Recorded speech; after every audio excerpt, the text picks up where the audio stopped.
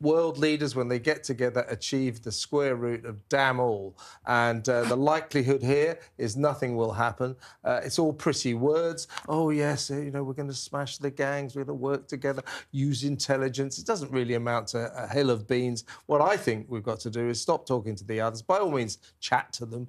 But we need to act unilaterally to solve our own migrant crisis in our own way. First of all, leaving the European Convention on Human Rights and starting to fly migrants to Rwanda. That would be a nice start. So instead of jaw-jawing over there, instead of jaw-jawing over there in Spain, get back to Britain, Rishi, and start doing something about our escalating crisis right now, and do it like a sovereign country. I couldn't agree less.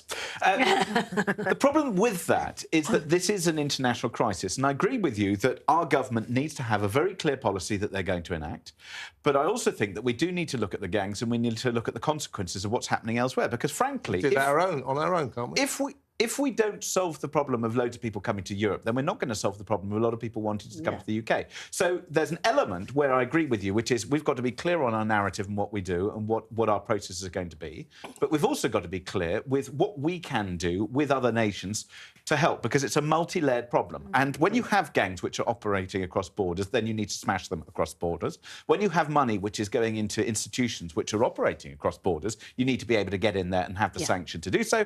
And you also need to look at the causes as well as the symptoms. So I think that there is an element of the jaw that has to stop. I agree that sometimes it can be a bit, you know, playing to an audience rather than doing something. But I think there are things that they can do together. How about turn the boats around in the middle of the Mediterranean? Well, then that's and if they get to Britain, turn them around in the middle of the Channel. Do something. I think the problem is stop talking and start walking. I think the problem is that there are a lot of people who would like this to be Fortress Britain, but we are part of a global community. What? And we are part of a global community. We don't operate on our own. We don't. James is right. I mean, for goodness sake. I'm talking about the fact that we are global, and therefore global community. I'm just saying that we are part of. Isn't it?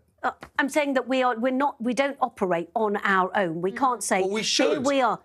We can't, though, can we? Because of the fact that these people, they come into Europe and they aim for Britain, and therefore yes, it's a supply line. Well, I think there is an argument, because here's the thing: if you don't have necessarily cooperation from other countries, then yes, we kind of have to act on our own. Exactly. The Supreme Court is due to give a ruling on the Rwanda policy this month, so it's going to be interesting to see whether that can go forward. Because actually, if that does happen and it does eventually get to the ECHR level, where there might be the actual threat of leaving, if they do manage to make it happen, you could actually see these migrants being sent to Rwanda, and then in that case, the actual argument for working with the Europeans is a bit moot. Now, you can understand why Italy wants to actually have greater cooperation with Britain, because in the first 9 months of this year alone, 127,000 migrants have made it to the shores of Italy. So it's actually a huge crisis in Italy. I actually know someone personally who's done this trip, and I've made that point several times.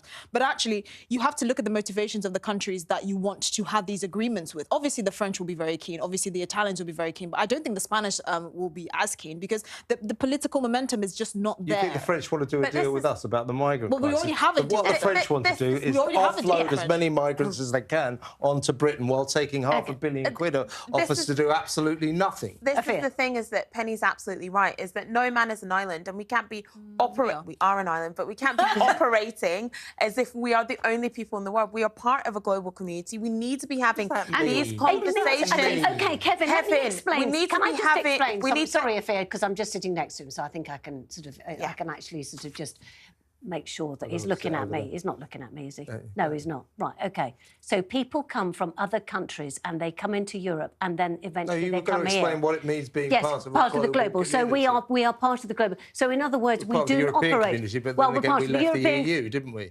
So we've got to be a sovereign state. Stop worrying about other countries. Where are the migrants coming from? To say that. Where are the migrants coming from? You cannot just sit here and say we're a sovereign state, we're not part of a global community.